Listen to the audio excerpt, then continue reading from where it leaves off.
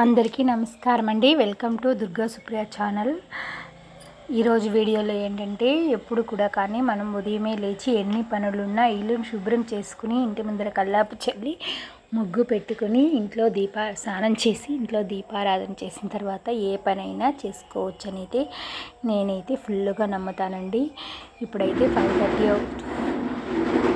5:30 అవుతుంది టైము. నేనైతే స్నానం చేసుకొని దేవుళ్ళందరినీ కడిగి పెట్టుకొని ఈరోజైతే తామర పువ్వు కూడా దొరికింది. తామర పువ్వుతో ఇంట్లో పూసిన మల్లెపూలతో అయితే స్వామివారిని, శివయ్యని, అమ్మ గణపతిని అయితే పూజించుకున్నాను. ఈరోజైతే లంచ్ టిఫిన్కి అయితే పూరి చికెన్ కర్రీ అయితే చేయాలనుకున్నాను. చికెన్ అయితే ఒక 1/2 కేజీ అయితే 1 కేజీ తెస్తే దాంట్లో 1/2 కేజీ అయితే కర్రీకి అయితే యూస్ చేసుకున్నాను. నేను 1/2 కేజీ చికెన్ని 2-3 టైమ్స్ అయితే 3 టైమ్స్ అయితే వాష్ చేసి అయితే ఉంచుకొని, నేను ఇక్కడ మ్యాగ్నేట్ ఏం చేయలేదు.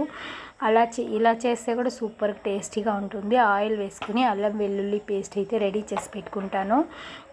అది ఒక 1 వీక్ 10 డేస్ అలా యూస్ చేసుకుంటాను. ఫ్రిడ్జ్లో పెట్టుకొని అల్లం వెల్లుల్లి పేస్ట్ అయితే వేసేసినాను. మనం వాష్ చేసుకున్న చికెన్ అయితే వేసుకుని ఉప్పు, కారం, గరం మసాలా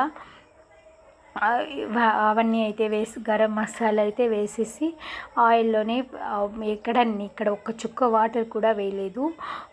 చికెన్లో ఉన్న వాటర్తోనే అయితే బాగా చికెన్ అయితే ఉడికిపెట్టి అట్టే మూసి పెట్టి ఒక 10 మినిట్స్ ఉడికిందంటే ఈ విధంగా ఆయిల్ అంతా పైకి తేలుతూ చికెన్ అయితే మనకు రెడీ అయిపోతుందండి. చికెన్ ఇదే విధంగా మూత పెట్టి ఒక 10 మినిట్స్ ఉడికించినామంటే చికెన్ ఫుల్గా అయితే ఉడికిపోతుంది. ఈ కర్రీ చపాతీలోకి, పూరీలోకి, దోశ, ఇడ్లీలోకి, రైస్లోకి అయితే చాలా అంటే సూపర్ టేస్టీగా ఉంటుంది.